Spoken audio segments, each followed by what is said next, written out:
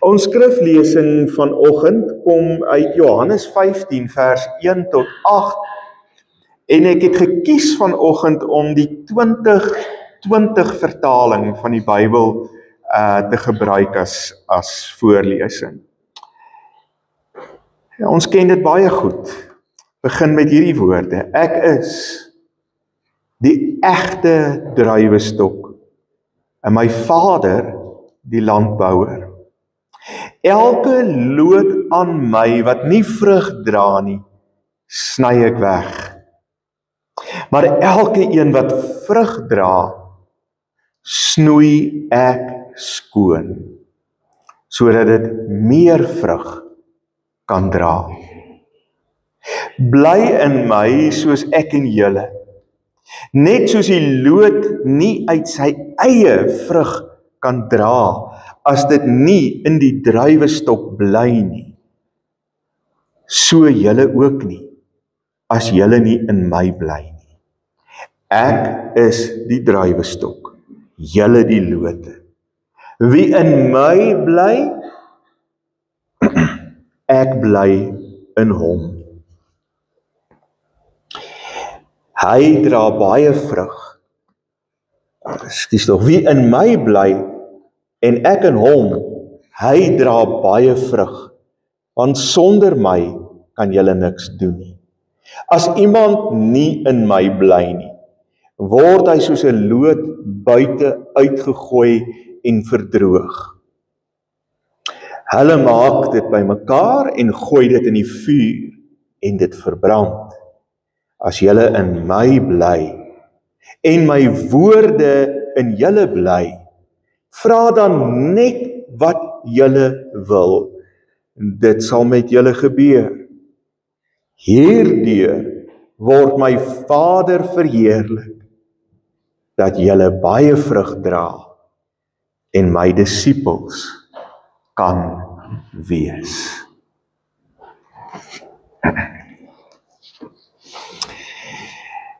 Ons het nou 'n hele klompie babatjies in ons gemeente op die oomblik en ek kon nie help om te dink daaraan.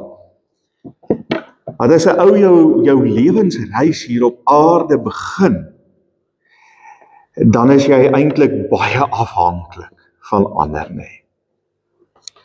Jy sal weet, sê het weer, nee, met 2 klein goed al, en nou met 'n klein ou babatjie. Daai klein ding kan niks vir homself doen. Hy's absoluut afhanklik van julle. Absoluut. Vir alles. Vir kos, vir doeke, vir liefde, vir omgee, vir ronddra, vir alles. Kan niks, maar letterlik niks doen op sy eie nie. En dan word hulle al hoe groter. En soos wat hulle al hoe groter word, hoe meer selfstandig begin hulle word, nee. Hulle begin kruip, hulle begin loop op hulle eie, hulle het nie ma en pa se hulp nodig om dit te begin doen nie. En soos wat hulle al hoe ouer word, begin hulle al hoe meer goed op hulle eie doen. Trouwens, hulle kom op 'n punt waar hulle glad nie eers meer wil hê dat ma en pa iets vir hulle moet doen nie. Behalwe as dit moeite van hulle vra, dan moet ma en pa help, nee. Dis mos hoe dit werk. En dan word die lewe as ware 'n strewe by die mens, by 'n tiener veral, om uiteindelik heeltemal onafhanklik te wees. Hulle groei op, hulle gaan uit die huis uit, hulle gaan studeer, hulle word volwassenes wat later self trou en self kinders het en so gaan dit aan. Hulle grootste strewe is tog maar net om vry te kan wees. Ons almal se grootste strewe is om maar net vry te kan wees. Maar dan word ons ouer. En dan word ons weer afhanklik. 'n Baie moeilike en 'n baie swaar proses om weer afhanklik te word. Ek Sien dit met my eie ma.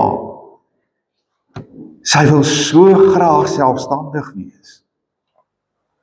Maar die ou liggaam wil nie meer altyd saamwerk nie. En so word ons weer meer en meer afhanklik. Al wil ons nog steeds onafhanklik wees. Ons teks wat ons gelees het vanoggend praat eintlik so bietjie teen ons natuurlike instinkte in, wil ek amper sê. Want ons teks praat van 'n groter en 'n dieper en 'n intiemer afhanklikheid. Nie van 'n onafhanklikheid. Dis vir my baie interessant dat met God dit anders werk. Dat dit met hom nie gaan daaroor dat ons selfstandig word en ons eie ding kan doen en ons eie paadjie loop nie. Maar dat dit eintlik gaan oor 'n groter, 'n dieper, 'n meer intieme afhanklikheid. Jesus begin met een van daardie bekende uitroepe. Ek is. In die Johannes Evangelie kom daai ek is 7 keer voor. En daai ek is bring alles wat gebeur het met Israel as ware weer voor die geestesoog op. En veral daardie episode waar Moses voor die brandende bos is en Moses vir die God wat hom daar roep om Israel te gaan uitlei, vra maar wie sal ek sê, stuur my. Dan sê die stem in die bos, ek is stuur jou. So onmiddellik het die disippels presies geweet waarvan Jesus praat. Jesus kom en hy sê ek is. Hy identifiseer met die stem in die bos, met die God wat Israel uit Egipte bevry het. Die God wat daar was oor en oor vir hulle. Die God wat hemel en aarde geskaap het. Onmiddellik kom Jesus en hy gee autoriteit aan dit wat hy verder wil sê. Hy onderstreep onmiddellik dat hy die verbondsgod is. Die God wat met Abraham 'n verbond gesluit het. Die God wat gesê het, ek sal jou God wees. Wees julle my volk. Ek sal vir julle sorg. Dien julle vir my. En dan gaan hy voort en hy sê, ek is die egte wynstok. Ek is die egte wingerd. Die ware wingerd. Sien, hy probeer 'n onderskeid tref tussen wie Israel op daai oomblik is en wat hulle geword het. In die Ou Testament is Israel dikwels as die wingerd van die Here beskryf. En in Jesaja 5 vers 4 word daar vir ons vertel dat hierdie wingerd suurdruiwe begin draai. En dus nie meer aan hulle doel voldoen het nie. Die rede daarvoor is dat hulle geanker was op die verkeerde plek, aan die verkeerde wynstok. En daarom kom Jesus en hy sê, ek is, as julle die regte, die ware, die egte wynstok soek, ek is die ware wynstok. Israel se probleem was dat hulle nie in afhanklikheid van God wou leef nie. Hulle wou hulle eie kop volg, hulle wou 'n koning hê, lees ons in die Ou Testament, en daardie koning het uiteindelik die profete voortgebring, en die profete het die heeltyd vir Israel gesê, julle bring vrugte voort wat sleg is, druiwe wat suur is, want julle volg julle eie kop.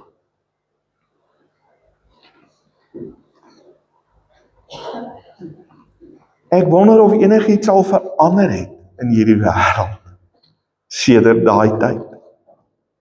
Want in baie opsigte vertel dit ook maar die verhaal van die moderne mens wat sy eie sekuriteit soek in hierdie wêreld, sy eie ding wil doen, waar alles net om die individu draai en waar niemand en niks anders belangrik is nie, solank ek alleen onafhanklik my eie ding kan doen. En soos wat met Israel gebeur dit met ons, dat ons ook agter die valse gode begin aanloop.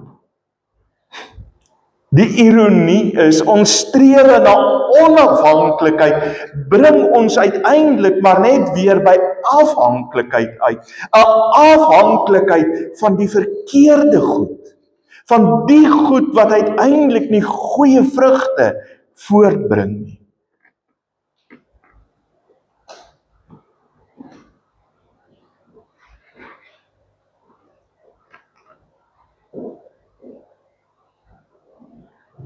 Daar is net een egte verbintenis wat enigsins in hierdie wêreld, in hierdie lewe sin maak, vriende.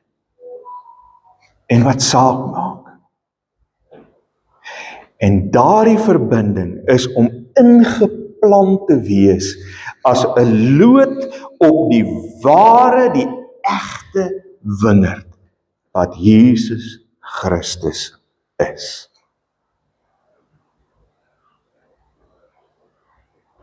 En dan vertel Jesus, ja, hy is die ware wingerd, maar die Vader is die boer. Die Vader is die een wat die grond bewerk en bemest. Die Vader is die een wat sorg dat hierdie wingerd groei en mooi groei en dat die ou en die dooie takke uitgesny is, sodat hierdie wingerd baie vrug uiteindelik kan dra. God die Vader is nie 'n passiewe toekyker nie. Hy neem deel aan dit wat daar gebeur met ons. Hy sorg vir ons. Hy berei ons voor om in hierdie wingerdstok waarin ons ingeplant is, baie vrug uiteindelik kan dra. Dan sê vers 2, elke loot, elke een wat nie vrug dra nie, word weggesny. Trouwens, daar staan letterlik, elke loot wat nie vrug dra nie, word weggeneem, weggevat, is nie meer by hierdie wingerd nie, is nie meer deel van hierdie wingerdstokkie, lê nie net eers onder hierdie wingerdstok, in die koelte van hierdie wingerdstokkie, hy word weggeneem, heeltemal weggeneem. Hierdie beeld wil vir ons uiteindelik om sê, dat hierdie verbintenis nie net 'n geestelike verbintenis is nie, maar ook 'n uiterlike en 'n sigbare verbondenheid uiteindelik vir ons voorstel. Dit gaan oor wat uiterlik na buite toe met ons gebeur en aangaan. Dit gaan oor sigbare disippelskap, waarmee die teks afsluit. Daai disippelskap, daai navolging van Jesus word sigbaar in die vrugte wat gedra word, wat voortkom uit hierdie wingerd. In Jakobus 2 word ons geleer dat dit nie genoeg is om bloot te glo nie, daardie innerlike proses nie. Want sonder om net te glo en daar's geen dade nie, om net te glo en daar's geen vrugte nie, sê Jakobus, maak die geloof nutteloos. Dit help my in terme van die beeld wat ons vanoggend het, dat ek net 'n loot is nie. Selfs al is ek ingeplant, maar ek dra nie enige vrug. Vrugteloosheid, wil ons teks vir ons sê, vriende, is 'n ernstige, 'n dodelik ernstige saak. Lukas 3 vers 8 sê, ons moet die vrug dra wat by ons bekering pas, by ons omkeer, weg van die sonde af na Jesus toe. Dit moet duidelik word in alles wat ons sê, dink en doen in hierdie lewe. Alles wat in ons hart aangaan, moet daarvan getuig dat ons vrugte dra. Daarom word daardie loot wat geen vrug dra nie, weggesny, weggeneem. Want sien, as daardie loot aan hierdie wingerdstok bly, het hy die geneigtheid om hierdie wingerdstok te dreineer van sy energie. Is hy draai daartoe by dat die res van hierdie wingerdstok nie behoorlik vrug kan dra nie, nie genoeg vrug kan dra nie.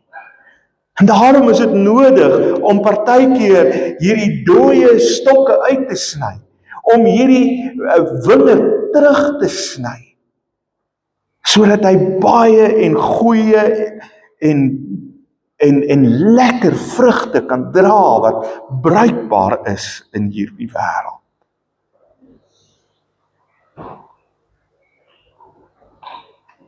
Weet jy, vriende,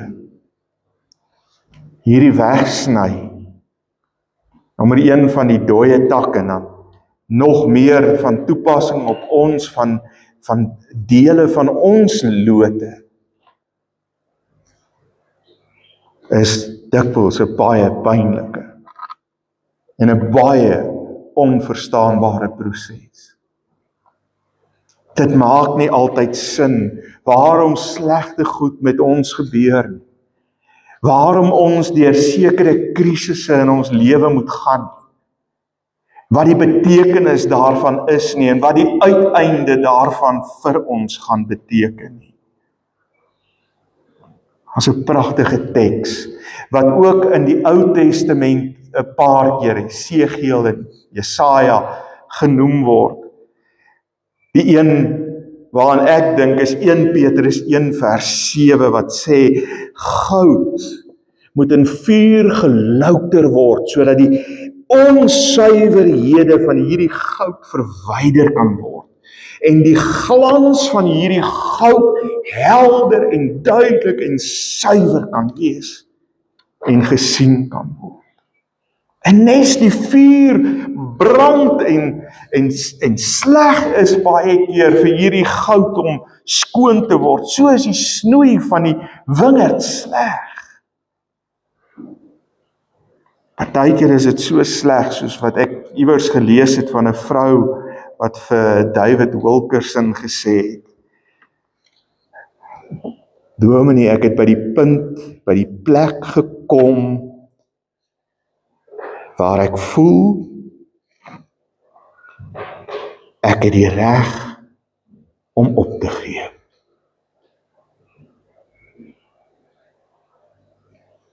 Partykeer kom 'n ou by daai punt waar jy sê, ek dink ek het die reg. Ek het die reg.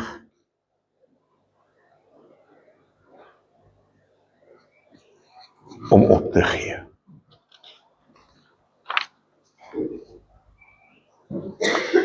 Ja, dit is soms baie pynlik.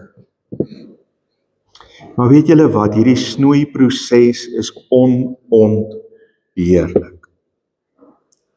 Al is dit hoe pynlik. Dit is nie net pynlik nie. Die snoeiproses is ook deel van God se genade vir my en jou. Want as hy nie omgegee het nie, sou hy ons nie gesnoei het nie. As hy nie omgegee het nie, sou hy nie gesorg het dat die dooie en die ou lote, die wille lote uitgesny word nie.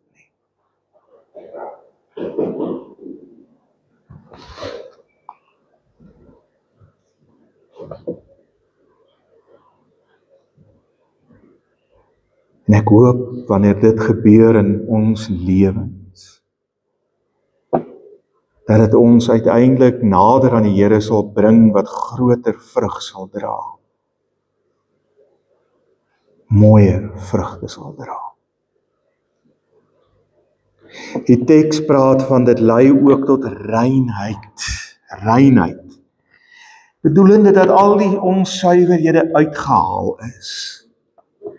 Dat ons heilig en onberispelik, soos daar op 'n ander plek in die Bybel staan, voor God ons Vader kan staan. Dat alles wat uiteindelik verhinder, dat God die eerste plek in ons lewe inneem, weggeneem kan word.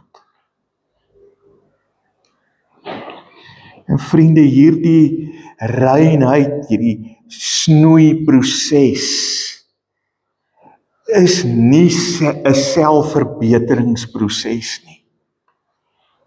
Dis nie die 7 habits of most effective people nie. Want sien wat ek glo, word gevorm deur wat ek geestelik inneem. Dit wat ek die heeltyd lees, dit waarna ek die heeltyd kyk, dit wat ek die heeltyd volg op sosiale media vorm my, maak van my wie ek is. En bepaal uiteindelik ook my geestelike gesondheid. Ek wonder baie keer as ek so daaroor dink, of dit nie is hoekom hierdie wêreld in so 'n groot gemors is nie. Want die goed waarmee ons besig hou, is besig om ons geestelik bankrot te maak. Uit te hol. Sodat ons nie die vrug kan dra wat by die bekering pas nie. Vir my treffend is weer 'n keer is hoe ongelooflik belangrik die woord is. Jesus sê, bly in die woord. As jy in my bly, sal jy ook in die woord bly en sal jy ook goeie vrugte dra. In Hosea 4:6 sê die Here vir Hosea, my volk gaan ten gronde omdat hulle 'n gebrek het aan die kennis van God se woord. En nie net kennis in die sin van ken nie, maar in die sin van deel word van jou hele wese. Psalm 119 vertel hoe hierdie woord die lig op ons pad is, deur die lewe. Vers 4 en 5 sê Jesus, daarom moet jy in my bly. En hierdie woordjie bly is 'n interessante woord, vriende. Dit beteken aan die een kant ons moet volhard. Ons moet volhard tussen al die slegte goed deur wat ons beleef. Ons moet gefestig bly, stewig bly in hierdie lood. Maar dit beteken ook iets anders. Dit beteken om voortdurend aan te hou. Dis 'n lewenslange wyse van afhanklikheid van die Here.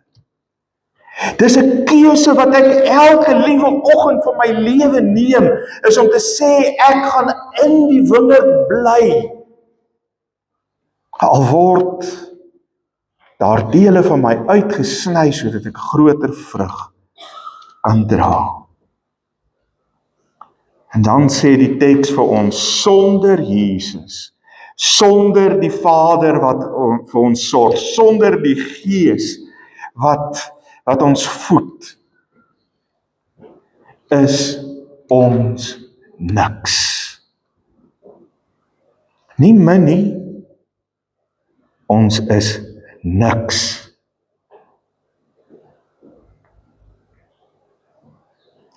Baie belangrik om raak te sien, vriende, dat hierdie vrug wat gedra is nie ons prestasie is nie.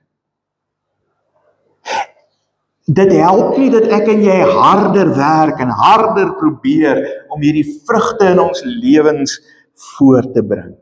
Die enigste manier is om in verbondenheid, in afhanklikheid, in verbintenis met Christus Jesus te lewe. Maak seker van jou verbintenis. Vers 6 spel die gevolge uit, daarvan om nie in afhanklikheid te lewe nie.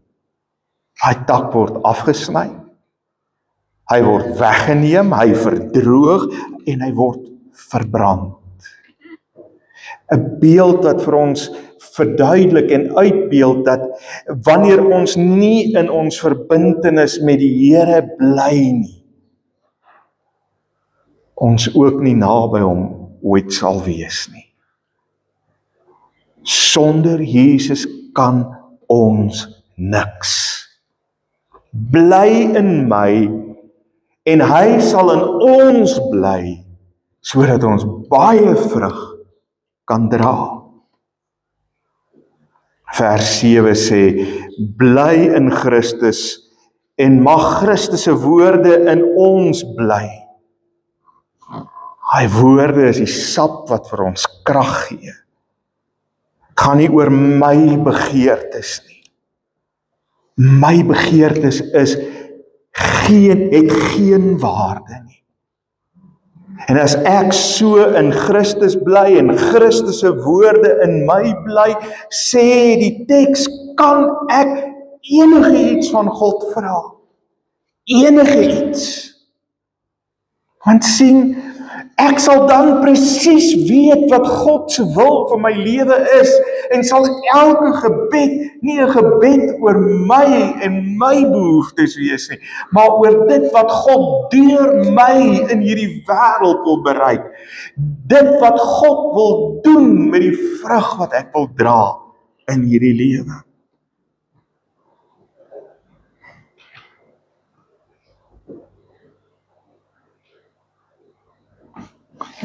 'n lewe van afhanklikheid is 'n lewe wat vrug dra. Die vrug bewys dat ek aan Christus behoort en dat ek sy disipel is. Hoe lyk hierdie vrug? Deur hierdie vrug word my karakter, word Christus se karakter duidelik in hierdie wêreld.